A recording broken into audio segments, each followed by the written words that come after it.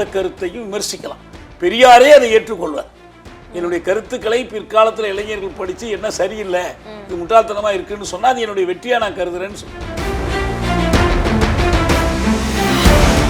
Periyar fraud என்று சொல்கிறேன். நல்ல செய்திகளை எல்லாம் அந்த ஊடக நிருபர் எடுத்து காட்டும் போதெல்லாம் அதை விடுங்க, அதெல்லாம் ஒன்றும் இல்லை. வைக்கம் போராட்டத்தை சொன்னா அது ஒன்றும் அவர் நடத்தலைங்க. திராவிட நாடு அப்படின்னு சொன்னா அது ஒன்றும் அவரு அதை முதல்ல சொல்லலை. தனித்தமிழ்நாட்டை முன்னாடி எடுத்தவங்க மறைமலையடிகள், கியாப்பே இவர்கள் தான். இவர் போய் எல்லாத்துலேயும் ஜாயின் ஆயிடுச்சு. வணக்கம். அண்மையில பெரியார் குறித்து சீமான் தெரிவித்த சர்ச்சை பேச்சுக்கு ஆதாரம் கேட்டு பெரியார் இயக்கவாதிகள் வெகுவாக பேசியிருந்தார்கள். அதற்கு ஆதாரம் இதுவரை சமர்ப்பிக்கப்படவில்லை. திரு தியாகு அவர்கள் நம்மோடு பகிர்ந்து கொள்வதற்காக வந்திருக்கிறார். அவரோடு உரையாடலாம். சார் வணக்கம். இப்ப சீமான் அண்மையில சொல்லியிருக்கிறாரு, பெரியார் அவர்கள் பெண்கள் குறித்து இது போல ஒரு கொச்சையாக பேசியிருக்கிறார் அப்படின்னு. அதற்கு ஆதாரம் இருக்கிறதா என்று கேட்கும் பொழுது ஒரு நாளை குறிப்பிட்டு மே மாதம் 1953 11 வெளியான விடுதலை இதழில் இருக்கு அப்படின்னு சொல்லி அவங்க ஒரு ஆதாரத்தை விடுறாங்க. அதற்கு பிறகு விடுதலை இதழினுடைய அந்த பிரதியையும் முன்னெடுத்து வெளியிடப்படுது. அதில் அப்படி ஒரு கருத்து இல்லவே இல்லை. அதுக்கப்புறம் குடியரசு இதழில் சொல்லப்பட்டதுன்னு சொல்றாங்க. இப்படி கான்ட்ரடிக்டரியான விஷயங்களை சொல்றாங்க. ஆனால் அது இவர்கள் பெரியார் பற்றி குற்றம் சாட்டிய விஷயத்திற்கான ஆதாரமாக அமையவே இல்லை. இதற்கிடையே மணியரசன் அவர்களும் அப்படி ஒன்றும் நான் படிக்கவே இல்லை, ஆணைமுத்து தொகுத்த பகுதியிலும் நான் படிக்கவே இல்லை அப்படின்றார். ஆதாரமே இல்லாம சீமான் இது போல குற்றச்சாட்டை முன்வைப்பதற்கான காரணம் என்ன? முதல் விஷயம், ஒரு சர்ச்சைக்குரிய பேச்சுங்கிறத காட்டிலும் அது ஒரு அவதூறு. பெரியாருடைய கருத்துக்களை விமர்சிக்கலாம். கடந்த காலத்தில் எவ்வளோ பேர் விமர்சிச்சிருக்கிறாங்க. அவர் அப்படி இருந்தால் மாட்டிக்குவார், இல்லைன்னா தவறுன்னு ஏற்றுக்குவார். இன்னைக்கு பெரியாரியத்தில் நம்பிக்கை உள்ளவர்கள் கூட விவாதிக்கிறாங்க, இப்படி எதுக்கு பொருள் என வாசிப்பும் மீள் வாசிப்பும் உண்டு பெரியாருக்கும். இவரை பொறுத்த வரைக்கும் இவர் சொன்னது ஒருபோதும் பெரியாரால் சொல்லப்படாத ஒன்றை அவர் சொன்னதாக சொல்கிறார். நீங்கள் சொன்ன மாதிரி ஒரு விடுதலை ஏற்ற சொன்னாங்க. அதுக்கு பிறகு குடியரசு ஏற்றினுடைய ஒரு இதழை, ஒரு கட்டுரை, உறவுமுறை என்ற கட்டுரை, அதில் வரக்கூடிய சமயோசிதம் என்ற சொல்லை அதுக்கு இதுதான் பொருள் என்று வாதிட்டாங்க. நான் அந்த விடுதலை இதழ் 4 பக்கத்தை எடுத்து வெளியிட்டு அதில் எதுவும் இல்லைன்னு சொன்னேன். இந்த உறவுமுறை கட்டுரையை முழுமையாக வெளியிட்டு அதில் அவர் சொல்லக்கூடியது என்னங்கிறதையும் விளக்கி சொல்லி, உண்மையில் அவர் இப்படி சொல்லலைங்கிறது மட்டுமில்லை, இந்த பொருள்படும்படியும் சொல்லலைங்கிறது மட்டுமில்லை, இதற்கு நேர்மாறானதே அதில் சொல்லியிருக்கார். இவங்க சொல்கிற மாதிரி இருக்கக்கூடாதுங்கிறத சொல்லியிருக்கார். அதனால் வேண்டி அது எந்த விதத்திலையும் மெய்ப்பிக்கப்படலை. அவர் சான்று காட்டணும்னு கவலைப்படலை. இப்போ அவர் சொல்லி இன்றைக்கு 18-19 நாட்கள் ஆச்சு. அவர் அதை கண்டுகொள்ளாமல் என்ன பண்ணார், நான் எப்படி கொடுக்க முடியும், நீங்கள் தானே வச்சுருக்கிறீங்க, நீங்கள் தானே கொடுக்கணும். அதாவது ஒன்றை சொல்லிவிட்டு அதுக்கு ஆதாரத்தை யார் கேட்குறாங்களோ அவங்களே கொடுக்கணுன்னார். இது ரொம்ப இந்த செந்தில் கவுண்டமணி வாழைப்பழ கதை மாதிரி இருக்குன்னு சொல்லி நான் போட்டிருந்தேன். இதே போக்கு வலதுசாரி சிந்தனை இருக்கிறவங்க அடிக்கொருக்கா செய்யக்கூடிய போக்கு. ஏதாவது ஒரு மிஸ்இன்ஃபர்மேஷன், டிஸ்இன்ஃபர்மேஷன் சொல்லுவாங்க, அதற்கு ஆதாரம் எங்கன்னு கேட்டால் நீங்கள் கொடுங்கன்னு சொல்லுவாங்க. அதைத்தான் இப்போ சீமானும் பண்ணிட்டு. இதே போன்ற ஒரு செய்தியை முன்னொரு காலத்தில் சோ ராமசாமி சொல்லி அது வழக்காகி அவர்கிட்ட கேட்டு அவர் இல்லை என்று வருத்தம் தெரிவிச்சிட்டார். பெரியார் அப்படி சொல்லலை, நான் தவறாக சொல்லிட்டேன் என்று ஒரு வெளிப்படையாக நேர்மையாக ஒத்துக்கிட்டார். இப்போ இவங்க அந்த மாதிரி ஒத்துக்க மாட்டேங்கிறாங்க. அதையும் தாண்டி என்ன பண்ணாங்க, அப்புறம் இந்த நாட்டுடைமையாக்குனா நான் எடுத்து கொடுக்குறேன், எல்லாம் உங்கள்கிட்ட தானே இருக்குன்னாங்க. இப்போ அதை தான் மணியரசன் அவர் சொல்கிறாரு. ஏன் எனக்கு தெரியலன்னா, நீங்க பெரியாருடைய படைப்புகள் எதையுமே முழுமையா நாட்டுடைமை ஆக்கல, அதனால தெரியல, மறைக்கிறாங்க அவர் பேசின நிறைய விஷயம். நான் ஒவ்வொன்று சொல்றேன். மணியரசன் என்று ஒரு வலையொலிக்கு பேட்டி கொடுக்குறார். அந்த நிருபர் அவர்கிட்ட கேட்கிறார், சீமான் இப்படி பேசி இருக்கிறாரே என்று கேட்கிறார். நான் ஆணைமுத்து வெளியிட்ட பெரியார் சிந்தனைகள் 3 தொகுப்புகளையும் நான் படிச்சிருக்கிறேன். அதையும் நான் முழுசா படிச்சதா சொல்ல முடியாது, பாதி படிச்சிருக்கேன். நான் படித்த வரைக்கும் இப்படி எதுவும் இல்லை. அவர் அதையும் படிச்சிருக்கலாம், குடியரசு இதழ்கள் படிச்சிருக்கலாம், நீண்ட காலமாக அரசியல் இருக்கிறவர். நல்ல ஒரு அறிவாளர், பொறுப்புள்ள ஒரு தலைவராக இருந்திருக்கிறாரு, எல்லோரும் மதிக்கக்கூடிய ஒருத்தர். அவர் வந்து படிக்காத எதுவும் இருக்கலாம். இப்போ நான் லெனினை படிச்சிருக்கேன்னா லெனினுடைய ஒவ்வொரு வார்த்தையும் படிச்சிருக்கணும்னு அவசியம் இல்லை. ஆனால் அவர் அப்படி இருந்தால் என்ன செய்யணும்? இப்போ இவங்களுக்கு இந்த சீமானுக்கு துணையாக இருக்கக்கூடிய ஒரே ஒரு கட்சி அவங்க கட்சி தான். அப்போ சீமான் சொன்னதற்கான சான்று வேறு எங்காவது இருக்கான்னு தேடி பார்த்து சொல்லணும். அவர் நான் தேடி சொல்கிறேன்னு சொல்லணும். இப்போ அவர் இந்த செவ்வி கொடுத்து 16 நாட்கள் ஆச்சு. இதுவரை அவர் அப்படி எதையும் சொல்லலை. அவரும் இந்த நாட்டுடைமையாக்கிறத பற்றி பெரியாரதெல்லாம் மறைச்சி வச்சு அந்த பேட்டியை முழுசாக கேட்டிங்கன்னா அவர் சொல்கிறாரு, விடுதலையெல்லாம் நீங்கள் ஒன்றும் மறைச்சி வைக்க முடியாது, எல்லாம் வெளியே வந்துடுச்சு, எல்லாம் நம்ம இளைஞர்கள் வெளியே கொண்டு வந்துட்டாங்க. அப்போ அதில் போய் பாருங்கள் எந்த விடுதலை. அதை விட முக்கியம் என்னென்னா, ஒரு தேதி சொல்லி ஒரு விடுதலை இதழை குறிப்பிடுறாங்க, அந்த தேதியில் இல்லைன்னு ஆயிடுச்சு. இல்லை வேறு இதழில் இருக்குதான்னு நீங்கள் சொல்லணும். இவர் கடைசியாக என்ன சொன்னார்? செந்தில் மலர்னு ஒரு புத்தகம் எழுதியிருக்கார். அந்த புத்தகத்தில் இந்த மேற்கோள் இருக்குது, இந்த தேதியோடு. செந்தில் மலர் மேற்கோள் காட்டுகிற வார்த்தைகளும் சீமான் சொல்லுகிற வார்த்தைகளும் அப்படியே ஒன்றா இருக்கு. அது ஒரு அனெக்டோடு தானே. அது வந்து விடுதலையில் குடியரசில் பதிவாகி இருந்தால் அது பெரியார் அவர்களுடைய பேச்சை பதிவு செஞ்சிருக்கிறாங்க, வெளியாயிருக்குன்னு சொல்ல முடியும். இன்னொரு எழுத்தாளர் ஒன்ல ஒரு கோட் பண்ணி, அது ஒரு அனெக்டோட். அதான் அவர் கோட் பண்றார், பெரியார் சொன்னதாகவே கோட் பண்றார். இது பெரியாரின் கருத்துன்னு அவர் வாதிடல, சொன்னதா பெரியார் இப்படி சொல்லி இருக்கிறார் என்றே சொல்றார். இன்னும் பல செய்திகள் சொல்றார் பெரியாரை பற்றி. பெரியார் இந்த இனத்துக்கு பகைவர்னு காட்டுவதற்காக அந்த புத்தகத்தை எழுதுறார். நீங்க சான்றுகள் காட்டி பெரியார் இப்படி சொன்னார், அதுக்கு இதான் பொருள்னு வாதிடுறதை பத்தி நமக்கு ஒன்றும் மறுப்பு இல்லை. எழுத்து வாதிட்டு போயிடலாம், நீங்க சொல்ற பொருள் உண்டா இல்லையான்னு பார்க்கலாம். ஆனா அவரு சொல்றது என்னன்னா, சொன்னார்னு சொல்லியே இதை முன்வைக்கிறார். இந்த மோசமான ஒரு செய்தியை, கருத்தை முன்வைக்கிறார். இப்போ மணியரசன் சொல்றாருல, நாட்டுடைமை ஆக்கலை அதனால கொடுக்கலன்னு. நான் என்ன கேட்குறேன்னா, அவருக்கு எந்த விடுதலை கிடைக்கல, எந்த குடியரசு கிடைக்கல, எந்த இதழ் கிடைக்கலன்னு சொன்னால் நம்ம கிடைக்க வைக்கலாம். நீங்க இத்தனை காலம் தேடி பார்த்துருக்கணும்ல. ஒரு பொறுப்புள்ள தலைவர், அவருக்கு எல்லாத்தையும் சொல்லி கொடுக்குறார். ஆனால் இந்த சாக்கு வைத்துக்கொண்டு அவர் அந்த செவ்வியில் இவரையும் கடந்து போறார், சீமானையும் கடந்து போகிறார். அவர் பெரியார் வந்து இப்படி சொன்னார்னு சொன்னாரே, ஆதாரம் காட்ட முடியல. சீமான கமிட் பண்ணிக்கவே இல்லை. எல்லா இடங்கள்லயும் பெரியாருக்கான எதிர்கருத்துக்களை தான் முன் வச்சிருக்காரு. அந்த எதிர்கருத்துகள்ங்கிறது நான் மீண்டும் சொல்றேங்க, எவரு ஒருவரும் பெரியாருடைய கருத்தை மறுத்து பேசுவது பற்றி நமக்கு மறுப்பில்லை. இது ஒரு ஜனநாயகம். அறிவியல் கண்ணோட்டத்தில் எந்த கருத்தையும் விமர்சிக்கலாம். பெரியாரே அதை ஏற்றுக்கொள்வார். என்னுடைய கருத்துக்களை பிற்காலத்தில் இளைஞர்கள் படித்து என்ன சரியில்லை, இது முட்டாள்தனமாக இருக்குன்னு சொன்னால் அது என்னுடைய வெற்றியாக நான் கருதுறேன்னு சொல்வார். நீங்கள் யோசித்து உங்கள் அறிவுக்கு சரி என்று பட்டதை மட்டும் ஏற்றுக்கொள்ளுங்கள்லாம் அவர் சொல்லியிருக்கார். இவர் சொல்கிற வார்த்தைகள்னா, பெரியார் ஃப்ராடு. யார் இது? மணியரசன், சீமான் அல்ல. பெரியார் ஃப்ராடு என்று சொல்றார். பெரியாரிடம் தத்துவமே கிடையாது, வெறும் தத்துப்பித்து நினைச்சதை அப்பப்போ உளறி வைப்பாரு. பெரியாருடைய நல்ல செய்திகளை எல்லாம் அந்த ஊடக நிருபர் எடுத்து காட்டும் போதெல்லாம் அதை விடுங்க, அதெல்லாம் ஒன்றும் இல்லை. அதுதான் நான் கேட்கிறேன். வைக்கம் போராட்டத்தை சொன்னா அது ஒன்றும் அவர் நடத்தலைங்க, அது முன்னாடியே நடத்திட்டு இருந்தாங்க. திராவிட நாடு அப்படின்னு சொன்னா அது ஒன்றும் அவரு அதை முதல்ல சொல்லலைங்க.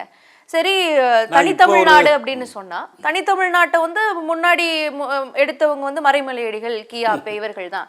இவர் போய் எல்லாத்துலயும் ஜாயின் ஆயிட்டாரு. இவர் ஒரு காங்கிரஸ்காரரு. எல்லாத்துக்கும் நம்ம ஏற்கனவே மறுப்பு எழுதியிருக்கிறோம். இவர் சொல்ற ஒவ்வொரு செய்திக்கும் நான், குளத்தூர் மணி, பாவலர் தமிழேந்தி, செந்தில், நாங்கள் 4 பேரும் சில ஆண்டுகளுக்கு முன்னால் பெரியாரும் தமிழ் தேசியமுங்கிற தலைப்பில் ஒரு கருத்தரங்கத்தில் பேசுகிறோம். அதில் நான் கொஞ்சம் கூடுதலாக பேசியிருந்தேன். எங்கள் உரைகள் அனைத்தும் புத்தகமாக வெளிவந்துச்சு. இந்த புத்தகத்தை மறுத்து அவர் தொடர்கட்டுரை, அவங்களுடைய தமிழர் கண்ணோட்டம் இதெல்லாம் எழுதினார்.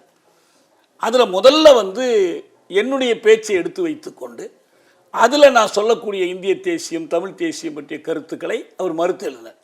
நான் அதை மறுத்து எங்கள் இதழில் ஒரு தொடர் எழுதி அது புத்தகமாக வந்துடுச்சு. இந்த மிச்சம் இருக்கிற பகுதி பெரியார் குறித்து, திராவிடம் குறித்து சொல்கிற பகுதி, அதில் அவர் என்ன சொல்லியிருக்காருன்னா, அதாவது பெரியாரை குறை சொல்லி எழுதுகிறார். நாங்கள் பெரியாரை போற்றுவதை மறுத்து அதில் என்ன சொல்கிறாருன்னா, பெண் விடுதலைக்காகவும் சாதி ஒழிப்புக்காகவும் உண்மையிலேயே பாடுபட்டவர் பெரியார் இருக்கிறார் அவர் சொல்றாரு. ஆமாம், அப்புறம் எப்படி ஃப்ராடு, எங்கேருந்து தத்துப்பித்து வந்துச்சு, இப்போ இவ்வளவு சீக்கிரம் எப்படி மாறினுச்சு? பார்க்க போனால் சீமானை பெரியாருக்கு எதிராக இவர் தான் உசுப்பி விடுறாருன்னு நான் நினைக்கிறேன்.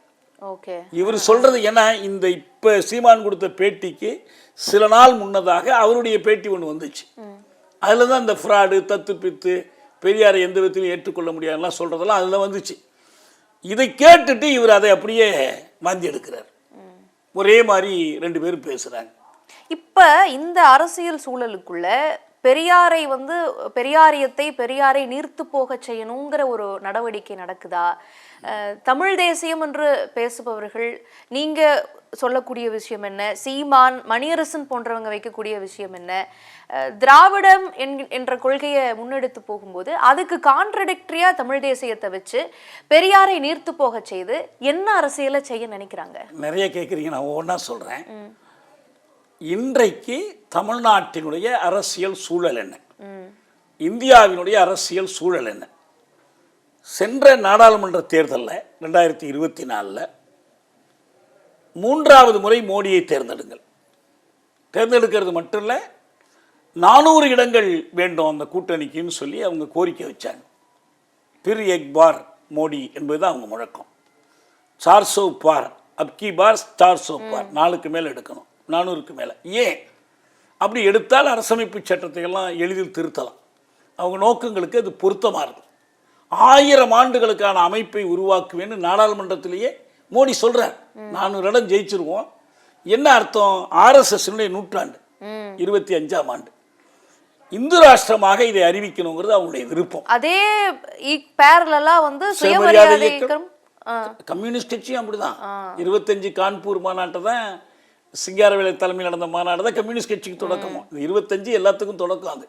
ஆனால் இங்கே என்ன முக்கியமாக பார்க்கணும்னா, இதற்கு அவர்கள் நாடு முழுவதிலும் பரப்புரை செய்கிறாங்க. இங்கே தமிழ்நாட்டில் கூட நம்ம ஒரு முழக்கம் கொடுத்தோம், மீண்டுமா மோடி வேண்டவே வேண்டாம் அப்படின்னு நம்ம முழக்கம் கொடுத்தோம்.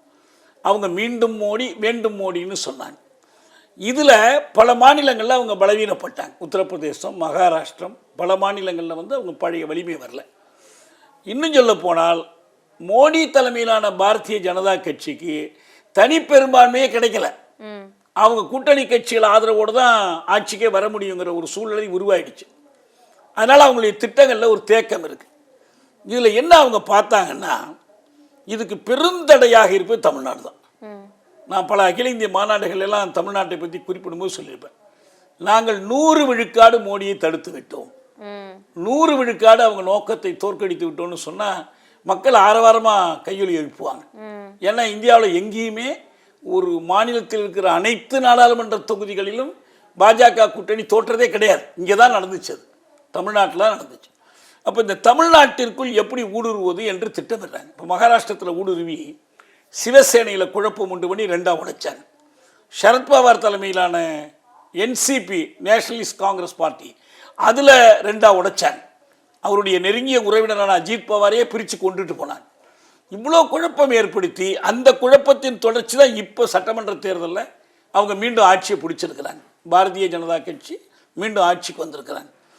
இந்த மாதிரி வித்தைகள் இவங்க ஜார்க்கண்டில் பண்ணி பார்த்தாங்க.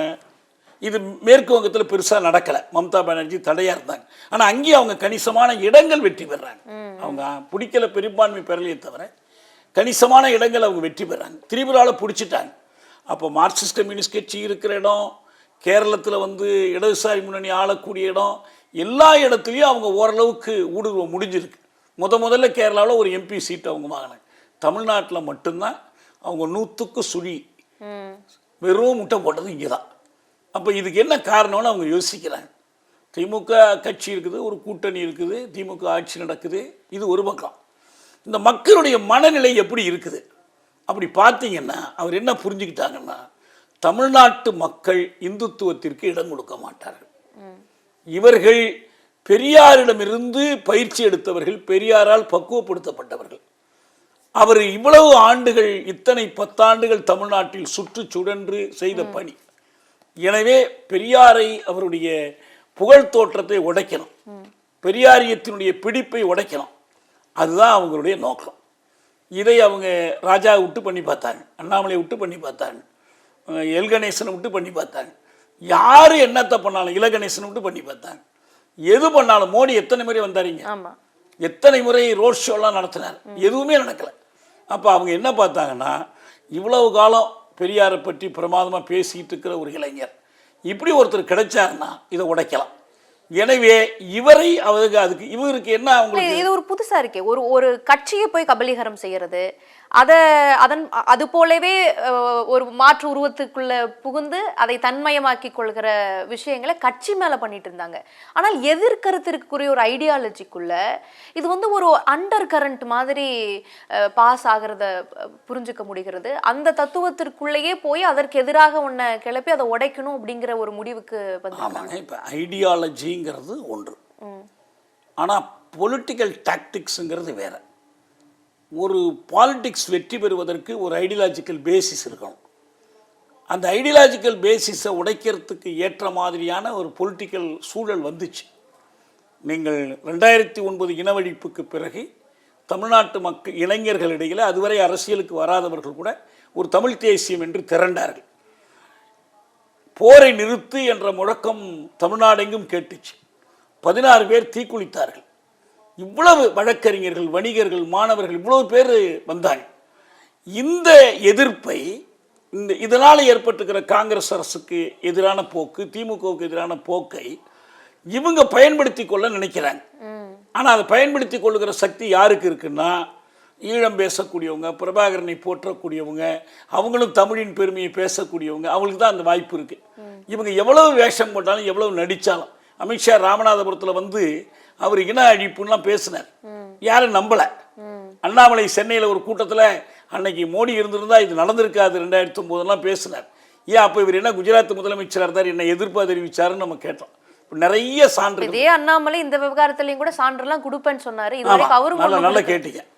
சீமானால கொடுக்க முடியல, அண்ணாமலை எந்த சான்றும் கொடுக்கல, ரொம்ப வீராப்பா சொன்னார். நான் அண்ணா சீமா சொன்னதுக்கெல்லாம் நான் சான்று கொடுக்குறேன்லாம் சொன்னார். ஒன்றும் அவரால் கொடுக்க முடியல. நான் படித்தவரை சான்று கிடைக்கவில்லை என்று சொன்னவர் அதற்கு பிறகு படித்து சான்றை தேடி கொடுக்கவும் இல்லை மணியரசன். அவரும் பொறுப்பு.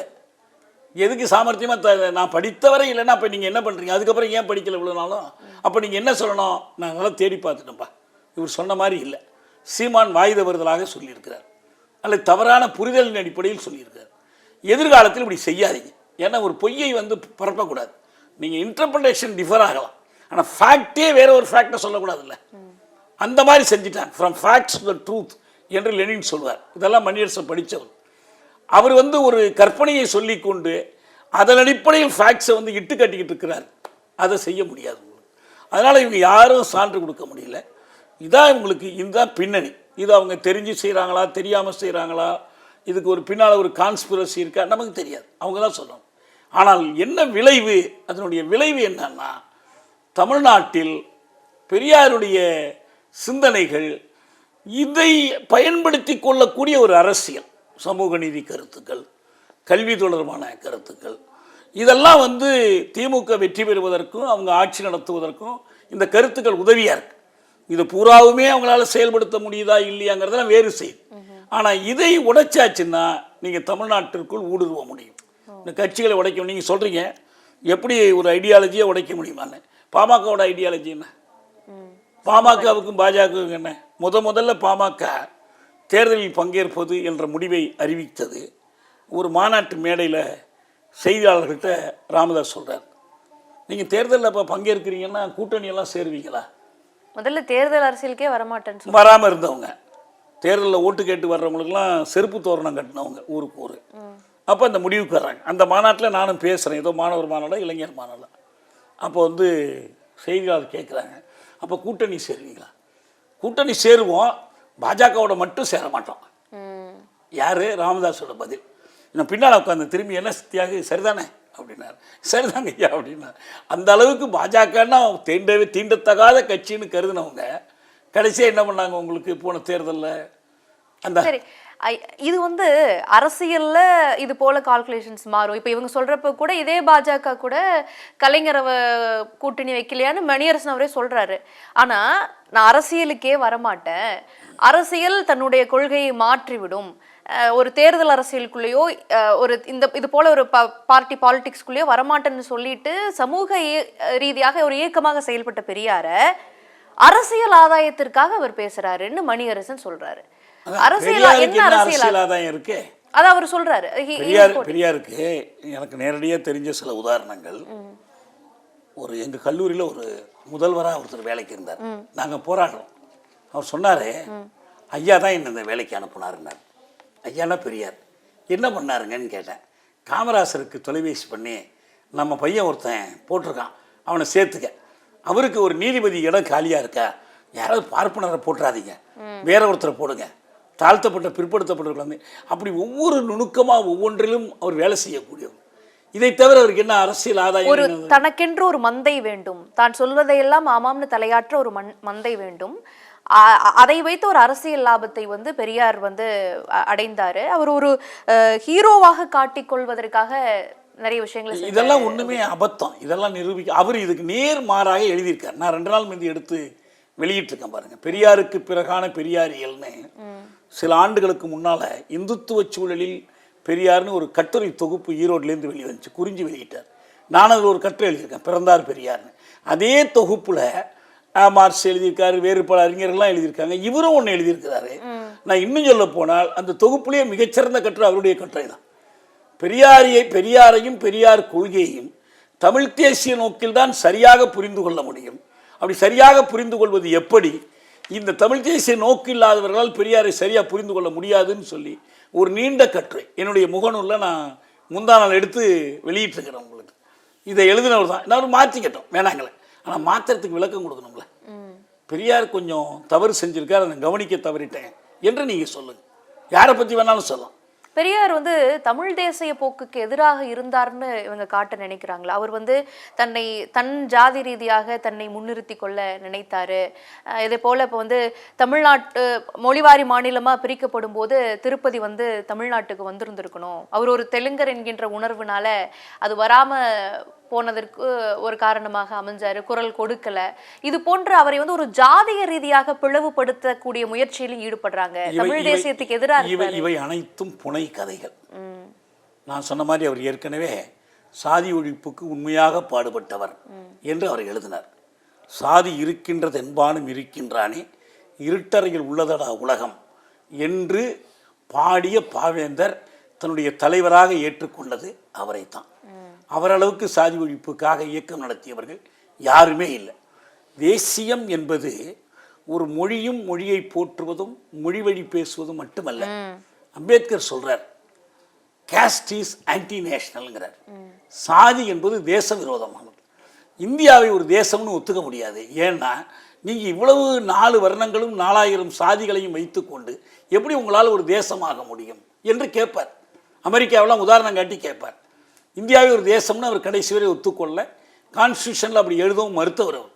ஆனால் சாதி ஒழிப்பு தான் பெரியாரை முதலாவதாக தமிழ் தேசியத்துக்குரிய தகுதியை பெற செய்து அவர் ஒரு முழக்கம் கொடுக்கிறார். 1938 செப்டம்பர் 11ஆம் நாள் சென்னை கடற்கரையில் பட்டுக்கோட்டை அழகிரி தலைமையிலான நடைப்பயண குழுவுக்கு, இந்திய எதிர்ப்பு போராட்ட குழுவுக்கு வரவேற்பு அளிக்கிற கூட்டம். அந்த காலத்தில் 50,000 மக்கள் திரண்ட கூட்டம். மறைமலை அடிகள், நாவலர் சோமசுந்தர பாரதியார், பெரியார் 3 பேர் அதில் பேசுகிறாங்க. அதுதான் தமிழ்நாடு தமிழருக்கே என்ற முழக்கம் தரப்பட்டது. அன்னைக்கு தமிழறிஞர்கள் கொடுத்தாங்க, யாரும் மறுக்கல. ஒரே ஒரு கேள்வி தான், அன்னைக்கு இந்த முழக்கத்தை கொடுத்த அந்த தமிழறிஞர்கள் அதுக்கு பிறகு எங்க போனாங்க? ஆனா பெரியார் அதை எடுத்து கடைசி வரைக்கும் கொண்டு போனது பெரியார் தான். இன்னைக்கு அந்த கொள்கையில் ஆட்சி 50 ஆண்டு காலம் நடந்திருப்பதற்கு அடித்தளமிட்டவர் பெரியார். ஆமா, 73ஆம் ஆண்டு இறுதி சொற்பொழிவு வரைக்கும் இந்த முழக்கத்தை அவர் வலியுறுத்தினார். அவர் சுயாட்சி கேட்கல, தன்னாட்சி கேட்கல. அதாவது எது வந்தாலும் மக்களுக்கு நன்மையா எப்படி பயன்படுத்த வேண்டும் என்பது அவருடைய யோசனை. சுயாட்சியோ நீங்க சொல்றதுல என்ன இன்டர்பிரேஷன் வருதுன்னா, நிறைய இடங்கள்ல மணியரசன் அவர் குறை சொல்றப்ப என்ன சொல்றாருன்னா, குற்றச்சாட்டு, நீங்க சொல்லக்கூடிய ஒவ்வொரு இடங்கள்லையும் தமிழ்நாடு தமிழருக்கு, இது போல வைக்கம் போராட்டம், இது போல சமூக ரீதியான பல போராட்டங்கள் எதுவுமே பெரியாரால் முன்பு தொடங்கப்படவில்லை. அவர் நடுவுல போய் தன்னை இணைத்துக் கொண்டார் சொல்றாரு. வைக்கத்தையே எடுத்து, ஆனால் அதன் விளைவு அதற்கு பிறகு இவ்வளவு ஆண்டு காலமாக ஒரு ஆட்சி அமைப்புக்கு அதை எடுத்து சென்று சேர்த்தவராக பெரியார் இருக்கிறார். நம்ம இங்கேயே ஒரு விவாதம் வைக்கம் பற்றி பண்ணியிருக்கிறோம், வேறு தொலைக்காட்சிகளில் பண்ணியிருக்கிறோம். ஒரே ஒரு கேள்விதான், பெரியார் எப்படி வைக்கம் போனார்? இங்கே காங்கிரஸ் தலைவராக இருக்கார், தமிழ்நாடு காங்கிரஸ் தலைவராக இருக்கார். வைக்கத்திலிருந்து அந்த போராட்டம் நலிந்து போச்சு. ஒரு நாளைக்கு 3 பேர் போய் சத்தியாகிரகம்னு அந்த தெருவுக்குள்ளே நுழைவாங்க. கைது பண்ணி உள்ளே போட்டுருவாங்க. கொஞ்சம் கொஞ்சமாக அப்படி கைதாகிறதுக்கும் ஆள் இல்லை, போராட்டத்துக்கான பங்கேற்பு குறைஞ்சி போச்சு. அப்போ அந்த கேரளாவை சேர்ந்த காங்கிரஸ் தலைவர்கள் பெரியாருக்கு எழுதி நீங்கள் உடனடியாக வாங்க, நீங்கள் வரலன்னா இந்த போராட்டம் பிசுபிசு போய்டுன்னு சொன்ன பிறகு இவர் கிளம்பி போகிறார். முதல்ல யோசிக்கிறாரு, இங்கே இவ்வளோ வேலை இருக்குது அவ்வளோ வேலை இருக்குலாம் யோசிக்கிறார். ஆனால் இந்த போராட்டம் கைவிட்டு போயிடக்கூடாதுன்னு தெரிஞ்ச உடனே அலுவலகத்தில் ஒரு கடிதம் ராஜாஜிக்கு, எனக்கு அவசரமாக கூப்பிடுறாங்க, நான் முதல்ல அங்கே போகிறேன் என்று சொல்லி எழுதி வச்சுட்டு இவர் போயிட்டார். அதுக்கு பிறகு பல தலைவர்கள் ஒவ்வொரு நாள் பேருக்கெல்லாம் போய் கலந்து கொண்டாங்க. இவர் அங்கே போய் கலந்து கொண்டது மட்டுமல்ல, இவருடைய துணைவியார் நாகம்மை போய் அந்த போராட்டத்தில் கலந்து கொள்கிறார். அவங்கள மறிக்கிறாங்க. பெரியாரை கைது செய்த பிறகு இவங்களே அந்த போராட்டத்தை கையில் எடுக்கிறாங்க. வைக்கத்தை பற்றியெல்லாம் பெரியாரை பழிப்பது என்பது ரொம்ப ரொம்ப அபத்தம்.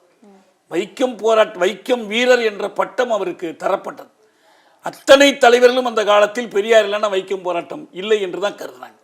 கடைசி கட்டத்தில் காந்தியார் போகிறார், போய் அவரை பார்க்க போகிறாரு. காந்தியார் ஒரு சமரசத்துக்கு யோசனை சொல்கிறார். பெரியார் ஒத்துக்கொள்ள மாட்டேன்னார். இல்லை, இது இப்படி தான், இந்த தெருவுக்குள் நுழைவதில் எந்த தயக்கமும் இல்லை, எல்லாரும் போனோம், இதில் முஸ்லீம்கள் கிறிஸ்தவர்கள்லாம் கலந்து கொள்ளக்கூடாது என்று காந்தி சொல்கிறார். ஏன்னா அதில் ஜோசப்னு ஒருத்தர் கலந்துக்கிறாரு, அவரை ரோசாப்பூன்னு மக்கள் கூப்பிடுவாங்க. பின்னால் வேறொரு போராட்டத்தில் கலந்துக்கும் போது அவருக்கு அந்த பேர் வரும். இங்கே நம்ம ரேகை சட்டத்துக்கு எதிரான போராட்டத்தில் தொடர்ந்து எல்லா போராட்டத்திலும் இருந்தவர். ஆனால் அங்கே பெரியார் அதெல்லாம் ஒத்துக்க மாட்டேங்கிறார். இது மனித உரிமைக்கான போராட்டம், சாதி ஒடுக்குமுறைக்கு எதிரான போராட்டம். அதை பற்றி நிறைய புத்தகங்கள் வந்திருக்கு. யார் பெரியாருடைய வைக்கம் போராட்டம். இப்போ அந்த அரசு மாநில அரசுக்காக விழா எடுத்தாங்க, நம்ம முதல்வர் போய் கலந்து கொண்டார். இதெல்லாம் இதெல்லாம் சொல்கிறதுன்னா ஒரு காழ்ப்பு, வன்மம், ஒரு தீய எண்ணம், பெரியாரை ஒழிச்சு கட்டினுங்கிற ஒரு ஆசை தான் அதுலேருந்து தான் வெளிப்படுது உங்களுக்கு. அதை போய் சீமான் ஏதாவது கற்பனை பண்ணி உளறிட்டு இருக்கலாம். மணியரசன் அப்படி பேசக்கூடாது. இது அறிவு நாணயமற்ற செயல். அவரே எழுதுனதெல்லாம் நான் எடுத்து காட்டுவேன் இந்த விஷயங்களை பற்றி. இப்போ மொழியையும் இனத்தையும் சமன்படுத்துவது திராவிடத்திற்கு மட்டுமல்ல, எந்த ஒரு இனத்திற்குமே சரியாக அமையாது என்பது போன்ற கருத்துக்களை தமிழ் தேசியம் பேசக்கூடியவங்க இல்லை இதை உற்று நோக்கக்கூடிய எழுத்தாளர்கள்லாம் முன்வைக்கிறத பார்க்குறோம். அதை எப்படி புரிஞ்சுக்கிறது? மொழியை முன்வைத்து தமிழ் மொழி பேசக்கூடியவராக பெரியார் இல்லை என்பதற்காக அவர் தமிழுக்கு எதிரானவர், அதனால்தான் திராவிடத்தை முன்வைத்தார் என்ற ஒரு பரப்புரையை வைப்பதை ஏற்றுக்கொள்ள முடியும். முதல்ல ஒரு பொதுவான கேள்வி, பெரியார் எங்கே பிறந்தார், எங்கே வளர்ந்தார், எங்கே பணியாற்றினார்? எங்கேயாவது ஒரு தமிழ்நாட்டுக்கு வெளியில் ஒரு இடத்த காட்டுங்க, வைக்கத்தை வேணா காட்டலாம் இல்லையா? அது நம்ம தமிழ்நாட்டை ஒட்டி இருக்கிற ஒரு பகுதி போய் செஞ்சார். அவர் பிறந்தது ஈரோட்டில், நகராட்சி தலைவராக இருந்தது ஈரோட்டில், காங்கிரஸ் தலைவராக இருந்தது தமிழ்நாடு காங்கிரஸுக்கு. தமிழ்நாட்டுக்கு வெளியில் அவர் என்ன பண்ணார்? தமிழ்நாட்டுக்கு அவர் சரியாக செய்யலைன்னா சொல்லுங்கள், என்ன செய்யலை, அந்த காலத்தில் இவ்வளோ தான் அவர் செஞ்சார்னு சொல்லுங்கள். அவர் தமிழர் இல்லை, அதனால் என்ன, அவர் உண்மையான செய்திகளை சில நேரத்தில் பேசுகிறார். அவருடைய சகோதரிக்கு அவர் திருமணம் பண்ணி வைக்கிறார். அப்போ அந்த ஜாதியில் இந்த பழக்கம் இல்லை, எதுக்குறாங்க. அந்த இடத்துல என்ன சொல்கிறாருன்னா, நான் கனடா பலிஜா நாயுடு வகுப்பை சேர்ந்தவன், இந்த சாதியில் அந்த பழக்கம் இல்லை, அதை எதிர்த்து நான் பண்ணி வைக்கிறேன். பண்ணி வைத்து அந்த எதிர்ப்பை அவர் சந்திக்கிறார். நான் என்ன கேட்குறேன், நான் கன்னடன், அவர் தெலுங்கர் இல்லை முதல்ல, அது முதல்ல இவங்க நாய்க்கெல்லாம் தெலுங்குன்னு நினச்சிக்கிறாங்க. அவருக்கு தாய்மொழின்னு பார்த்தா கன்னடம். ஆனால் கன்னடம் பேச தெரியாது, தெலுங்கும் பேச தெரியாது. இது குளத்தூர் மணியினுடைய இந்த நான் சொல்கிற உரையிலேயே சொல்லியிருப்பார். அவருக்கு கன்னடமோ தெலுங்கோ தமிழ் தெரிந்தது போல தெரியாது. ஏதாவது ஒரு சில சொற்கள், இப்போ நான் 2 வார்த்தை மலையாளம் பேசுகிற மாதிரி தெரிஞ்சு வச்சுருக்கலாம். ஆனால் அவர் கன்னடமோ இதோ தெரியாது. அவர் கன்னடம்னு சொன்னாலும் அவரை தமிழர் தலைவராகத்தான் மதிக்கிறோம். இப்போ சீமான் கேட்குறார், யார் இவர் தமிழர் தலைவர்னு சொன்னது? சாமி சிதம்பரனார் புத்தகமே எழுதினார் தமிழர் தலைவர்னு. இந்த முதல் இந்திய எதிர்ப்பு போராட்ட காலத்தில் எல்லா தரப்பட்டவர்களையும் அரவணைத்து அந்த போராட்டத்தை அவர் தான் முன்னின்று நடத்துகிறார். தமிழறிஞர்கள் மட்டும் எப்படிங்க போராட முடியும்? மறைமலை அடிகளோ மற்றவங்க எல்லாருக்கும் ஒரு பங்கு இருக்குது. ஆனால் அமைப்பு, சுயமரியாதை இயக்கம் என்ற ஒரு அமைப்பு, பெரியார் தொடக்க காலத்திலேருந்து 2 செய்தியில் உறுதியாக இருப்பார். ஒன்று, எப்போதுமே ஒரு இதழ் நடத்தினார், குடியரசு, அது இல்லைன்னா விடுதலை. இதழ் இல்லாத காலமே இல்லை அவருடைய வாழ்க்கையில். அதே போல் அமைப்பில்லாத காலமும் கிடையாது, அமைப்போடு தான் இயங்குகிறார். இப்போ அவங்க யாருக்கும் இந்த அமைப்புன்னு நான் சொல்கிறது ஒரு மணமகள் மன்றம் அல்ல, போராடுகிற அமைப்பு. பட்டுக்கோட்டை அழகிரியை நடைப்பயணத்துக்கு எது கொண்டு வந்துச்சு உங்களுக்கு? நாகமையும் அவருடைய சகோதரிகளையும் கேட்டு தான் கள்ளுக்கடை பிரச்சனை முடிவெடுக்கணும்னு காந்தி சொன்னது எதுக்காக? குடும்ப அரசியலுக்காகவா? இல்லையே, அவங்க தான் போராடிக்கிட்டு இருக்காங்க, அவங்கள்ட்ட தான் போய் பேசணுங்கிறார். காந்தியே சொல்கிறார் உங்களுக்கு. எந்த போராட்டத்திலையும் தன் குடும்பம் முழுவதையும் அவர் ஈடுபடுத்துகிறார். இல்லைன்னா அவர் குடும்பமாக அவர் இருக்க முடியாது. அதுபோல தன்னுடைய நண்பர்கள் எல்லோரையும் அதுக்குள்ளே கொண்டுட்டு வர்றாரு உங்களுக்கு. அது எப்படி ஏகடிஎம் செய்கிறாங்கன்னா, கள்ளுக்கடை போராட்டத்தை நடத்துறாரு, தென்னை மரத்தை எல்லாம் வெட்டினாரே அப்படின்னா அது அவருடைய தென்னை மரமா? அது அவங்க மாமியார் வழியில் வந்தது அப்படின்னு ஒரு ஏகடிஎம் செஞ்சாங்க. அதுக்கப்புறம் வந்து இதெல்லாம் தன்னுடைய சொந்த புகழுக்காகத்தான் அவர் பண்றாரு. பெரியார் எதை எடுத்துட்டு போனாரு கடைசியில் இதை பண்ணி? இல்லை இல்லை, அதாவது சில கேள்விகளுக்கு விடை சொல்ல தகுதி உண்டு. இந்த கேள்விகளுக்கெல்லாம் விடை சொல்லவே தகுதி இல்லை. தமிழ்நாடு முழுவதும் பெருமையாக அவருக்கு. அவர் எதை எடுத்தாலுங்க பெரியார் அரை குறையாக செய்ய மாட்டார். இப்போ நம்ம இதை சொல்கிறாங்க, இந்த மரத்தை வெட்டினது எதுக்கு போய் மரத்தை வெட்டணும், கல் இறக்காம இருந்தா போதுமே, பகுத்தறிவான்னு கேட்குறாங்க. அந்த காலத்துல இவருக்கு வர வேண்டிய ஒரு கடன் 50,000 ரூபாய். இன்னைய கணக்கு மதிப்பு போட்டு பாருங்க எவ்வளவு இருக்கும்ல. இதற்காக சேலம் நீதிமன்றத்தில் வழக்கு நடக்குது. காந்தி என்ன அறிவிச்சிடுறாருன்னா, சட்டமன்றத்தை புறக்கணிப்பது, நீதிமன்றத்தை புறக்கணிப்பது, கல்விக்கூடங்களை புறக்கணிப்பது, இந்த 3 புறக்கணிப்புகளை அறிவிச்சிறார். காந்தி சொல்லியாச்சு, எனவே எல்லாத்தையும் புறக்கணிக்கணும். நீதிமன்றத்தை புறக்கணிச்சா அந்த 50,000 ரூபாய் வர வேண்டியது. அவருடைய நண்பர் வழக்கறிஞராக இருக்கிறவரே இதை மட்டும் வாங்கிக்கிடுவோம், தேவையே இல்லை, அந்த பணமே போனாலும் சரி, நான் நீதிமன்றத்தை புறக்கணிக்கிறேன் என்று புறக்கணித்தார். இப்போ நமக்கே எனது காசை வாங்கி ஒரு பொது செலவு தானே அவர் பண்ண போகிறார், அவருக்கு என்ன சுகம் இருக்குது, அதை வாங்கியிருக்கலாமேன்னு தோணும். ஆனால் அவர் அப்படி இல்லை, உறுதியாக நின்றார். அதனுடைய இன்னொரு அம்சமாக தான் இதை பார்க்கணும், கள்ளுக்கடைங்கிறத. இப்போ அவரே 38 ராஜாஜி வந்ததுக்கு பிறகு மதுவிலக்கு கொண்டு வர முயற்சி செய்யும் போது மதுவிலக்கை எதிர்த்தார்.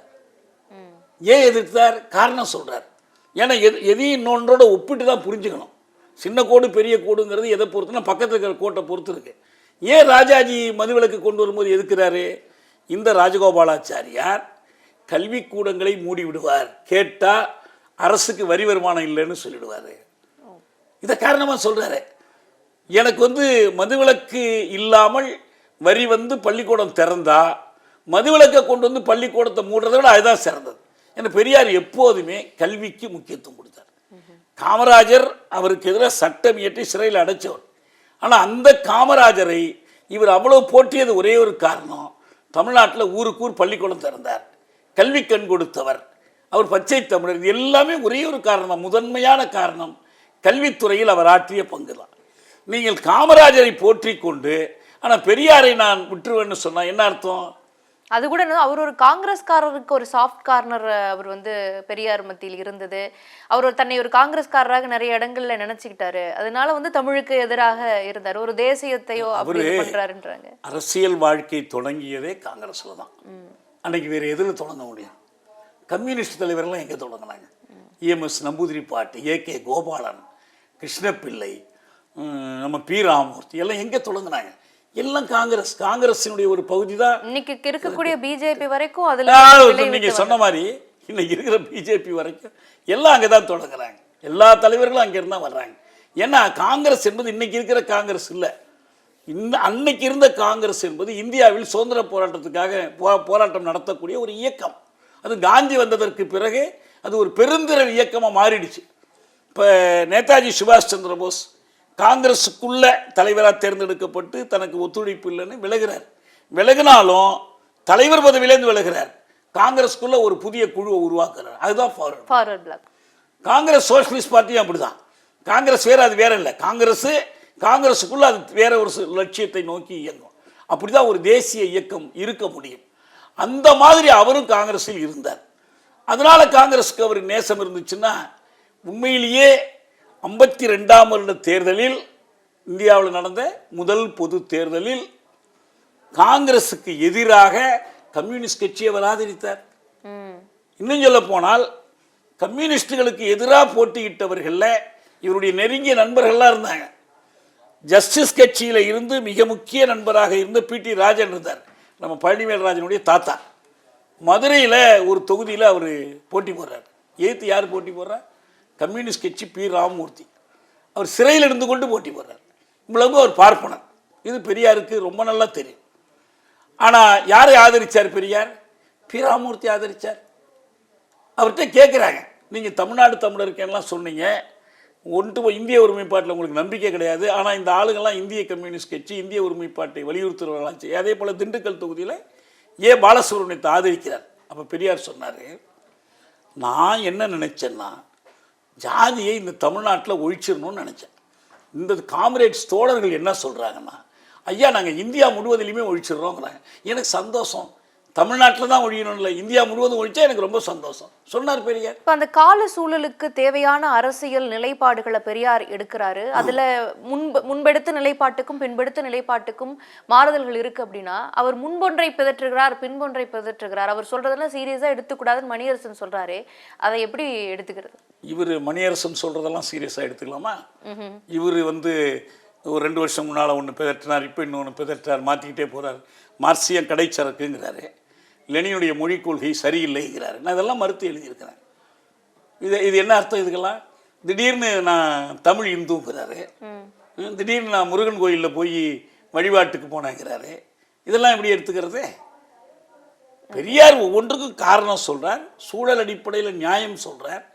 அவர் ஒரு பெரிய இயக்கத்தை நடத்துகிறார். நான் என்ன சொல்கிறேன், குடியரசு இதழ் தொடங்கிய போது அவர் EMS சொல்கிறார், ஒரு தீக்கதிர் பொங்கல் மலர் கட்டுரையில் சொல்கிறார், தமிழ்நாட்டில் குடியரசு இதழ் தொடங்கி சுயமரியாதை இயக்கத்தை பெரியார் தொடங்கியது தமிழ் இனம் தன்னைத்தான் அடையாளம் கண்டு கொள்வதற்கான போராட்டத்தினுடைய தொடக்கத்தை குறிக்குங்கிறார். அவர் தான் 38 தமிழுக்கான முதல் மொழி போராட்டத்தை நவீன காலத்தில் நடத்துகிறார். அதை குடியரசு இதழ்களை நீங்கள் படித்து பார்த்தீங்கன்னா அதுக்காக எவ்வளவு முயன்றார், எவ்வளவு மெனக்கெட்டார் எல்லாம் தெரியும் உங்களுக்கு. அதுக்காக அவர் தான் சிறைக்கு போனார், எந்த தமிழறிஞரும் சிறைக்கு போல.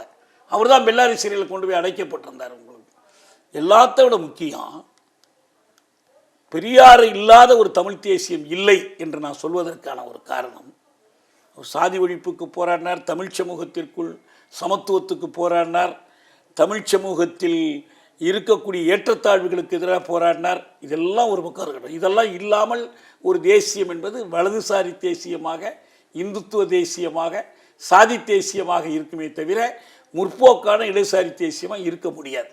பெரியாருடைய தேசியம் இடதுசாரி தேசியம். இது எல்லாத்தோட முக்கியமான ஒன்று இருக்குது. என்ன முக்கியம்? இந்தியாவுக்கென்று ஒரு அரசமைப்பு சட்டம் 46 எழுத ஆரம்பிக்கிறாங்க. இடைக்கால அரசு இருக்குது. 49 நவம்பர் மாதத்தில் அது இறுதியாக சபையில் நிறைவேற்றப்படுது. அம்பேத்கர் முன்னின்று நிறைவேற்றார். அம்பேத்கர் மேலே மிகுந்த நட்பும் மரியாதையும் பெரியாருக்கு உண்டு. பெரியார் மேலே அம்பேத்கருக்கு மிகுந்த நட்பும் மரியாதையும் உண்டு. அவர் ஒரு அரசமைப்பு சட்டத்தை முன்மொழிகிறார், வரைவெடுத்து முன்மொழிகிறார். இந்த அரசமைப்பு சட்டத்தை தமிழ்நாட்டில் அன்றைக்கு அநேகமாக இந்திய அளவில் கூட சொல்லலாம் கூர்மையாக எதிர்த்து விமர்சனம் செய்தவர் பெரியார் மட்டுமே. ஒன்று, அவர் சொன்னார், அனைவருக்குமான வாக்குரிமை அடிப்படையில் இந்த அரசமைப்பு பேரவை தேர்ந்தெடுக்கப்படவில்லை. ஒன்று. ரெண்டாவது, கான்ஸ்டிடியூஷன்னா என்ன? கான்ஸ்டிடியூஷன் என்பது கான்ஸ்டிடியூவன்ட் பார்ட்ஸ் சேர்ந்து உருவாக்குறது. இப்போ இந்தியா என்பது கான்ஸ்டிடியூவன்ட் பார்ட் எது? தமிழ் பேசுகிற மக்கள், தெலுங்கு பேசுகிற மக்கள், மலையாளம் பேசுகிற மக்கள், இத்தனை மக்களும் இருக்கிறாங்க. அப்போ இவர்களுக்கென்று அங்கே பிரதிநிதி உண்டா?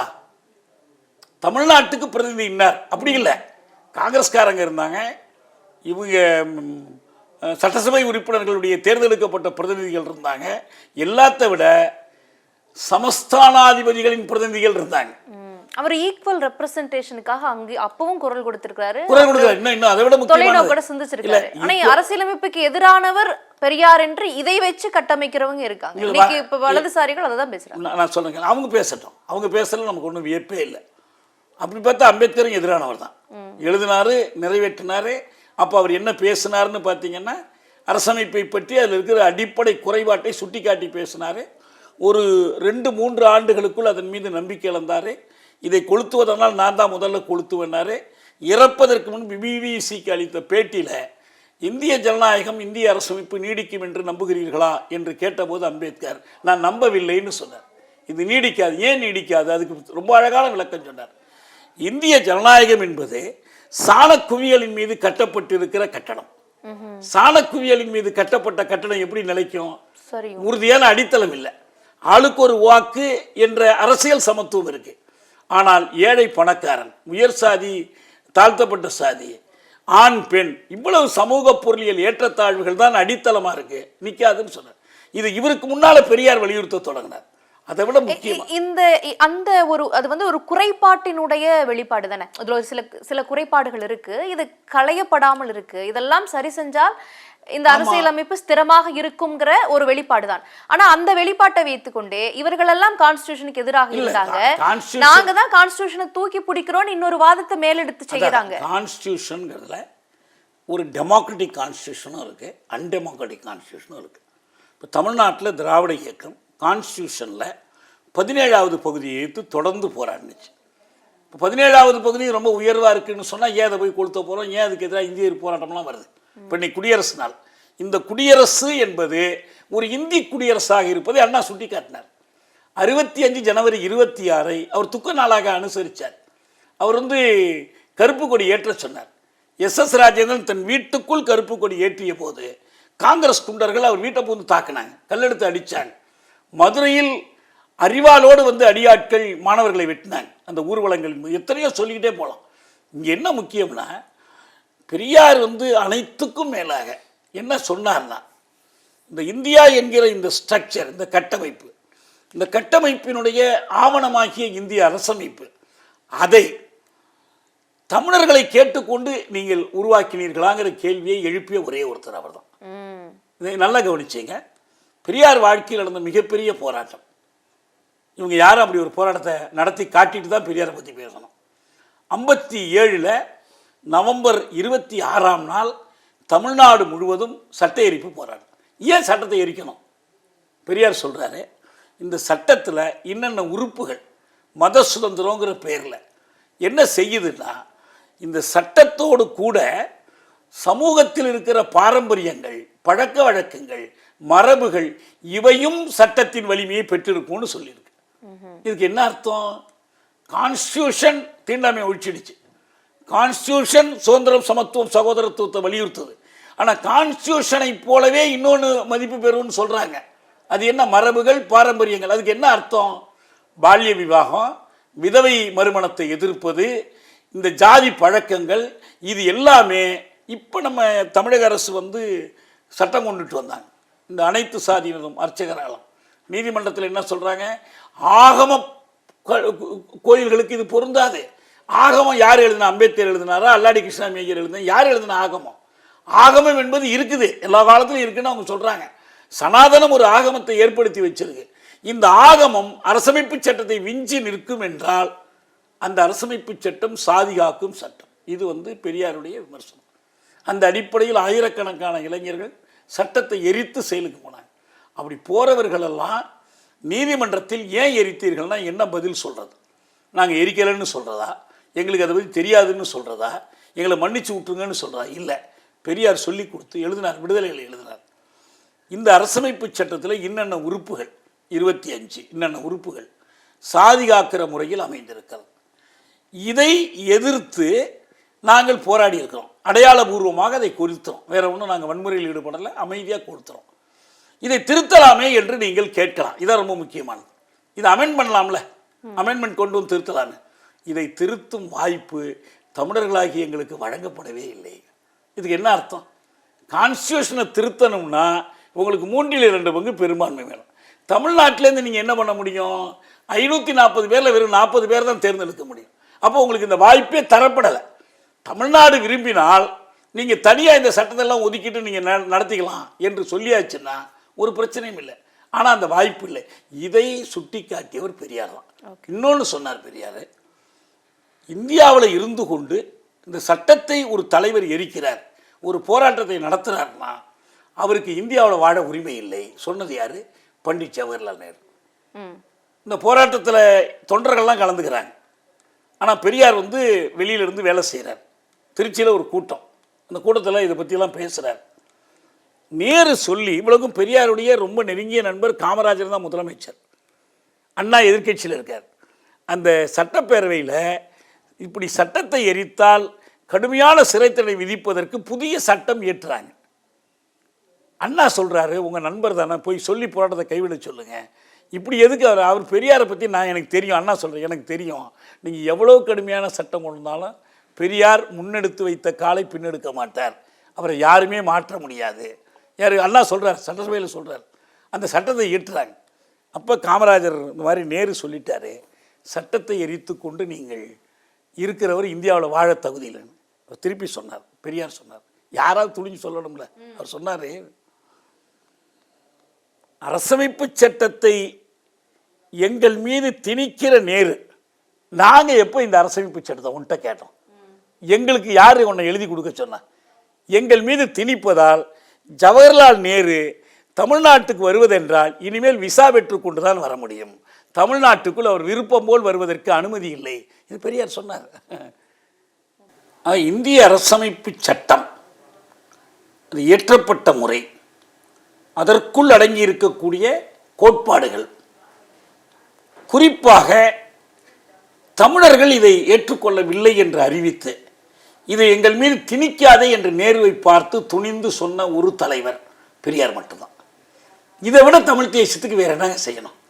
தமிழ் வாழ்கைன்னு முழக்கம் பண்ணுறதோ, தமிழின் சிறப்புகளை விதந்தோதி பாடுவதோ, இதையெல்லாம் விட முக்கியமானது தமிழ் தேசியம் யாரோடு போட்டிடணும்? திராவிடத்தோடைய போட்டி போடணும். தமிழ் தேசியம் இந்திய அரசோட போட்டி போடணும். இந்திய வல்லரசியத்துக்கு தானே தமிழ் தேசியம் எதிரானது. தமிழ் தேசியத்தினுடைய டீம் பார்ட்னர் அப்படின்னு சொல்றாங்க பாருங்க, அதான் கரெக்ட், அதான் அவங்க சொல்றதுதான். இவர் தீம் என்ன தீம்? அது இந்தியன் இம்பீரியலிஸ்ட் தீம். அது அதுல பார்ட்னர் ஆயிட்டார் உங்களுக்கு. அவர் அதை ஒன்றும் மறுக்கவே இல்லையே. ஏன்னா அவங்க உள்நோக்கத்தோடு தான் செயல்படுறாங்க. இதை திராவிடம் என்பது தமிழ் தேசியத்தினுடைய வளர்ச்சி போக்கில் ஒரு கட்டத்தில் அது வடிவம் எடுத்தது. அந்த வடிவம் என்பது திராவிடம். அது ஒன்றுதான் வடிவம் இல்லை, இன்னும் பல வடிவங்கள் அதுக்கு இருக்கு. இது ஒன்றுதான் வடிவம். அது இந்த சமூக நீதி கருத்துக்களை உள்வாங்கி மொழி சார்ந்த கருத்துக்களோடு இணைத்தது. இந்த மொழியை போற்றுவது தூற்றுவது என்பதையெல்லாம் விட இந்த தமிழ் தேசியத்தை தடுத்து நிறுத்தி கொண்டிருக்கிற வல்லரசியத்தை எதிர்ப்பதுதான் தமிழ் தேசியத்துக்கு உயிர் நாடியானது. நீங்கள் தமிழ்தாய் வாழ்த்து பாடியதுக்காக ஒருத்தரும் உங்களை பிடிச்சி உள்ளே போட போகிறதில்ல, கஷ்டப்படுத்த போகிறதில்ல. ஆனால் இந்திய அரசை ஏற்க மறுத்து இளைஞர்கள் சிறைக்கு போகிறாங்க, அவர் சிறைக்கு போகிறார், கடைசி வரைக்கும் தமிழ்நாடு தமிழருக்கேங்கிற முழக்கத்தை கொடுத்தார். இவரை விட்டு வேறு எப்படி இங்கே தமிழ் தேசியம் இருக்க முடியும்? இருக்கவே முடியாது. சீமான்லாம் இந்த அரசமைப்பு சட்டத்துக்குள்ளே ஒரு எம்எல்ஏ ஆன போதும் எம்பி ஆன போதும் எனக்கு அங்கீகாரம் கொடுத்து, ஏன்னா மக்கள் அங்கீகாரம் கொடுத்த மாதிரி சொல்லிட்டு இருக்கிறார், எனக்கு அங்கீகாரம் கிடச்சி போச்சுன்னு சொல்லிக்கிட்டு இருக்கிறவங்களும் அவர்களை தாங்கி பிடித்து உண்மையில் தமிழ் தேசியத்துக்காக போர்க்குணத்தோடு போராடிய பெரியாரை ஃப்ராடுன்னு சொல்லிக்கிட்டு இருக்கிற மணியரசனும் எப்படி தமிழ் தேசியத்துக்கு வருவாங்க? இவங்க தான் ஏதோ ஒன்று செஞ்சுட்டு இருக்கிறாங்க, அவ்வளோதான் சொல்ல முடியும். ஓகே, அண்மை காலமாக பெரியார் குறித்து முன்வைக்கப்பட்ட பல தகவல்கள், விமர்சனங்களுக்கு எதிரான பல தரவுகளோடு நீங்க எங்களோட பகிர்ந்து கொண்டு பேசியமைக்கு மிக்க நன்றி. நன்றி. உடனுக்குடன் செய்திகளை தெரிந்து கொள்ள சன் நியூஸ் பெல் ஐகானை கிளிக் பண்ணுங்க.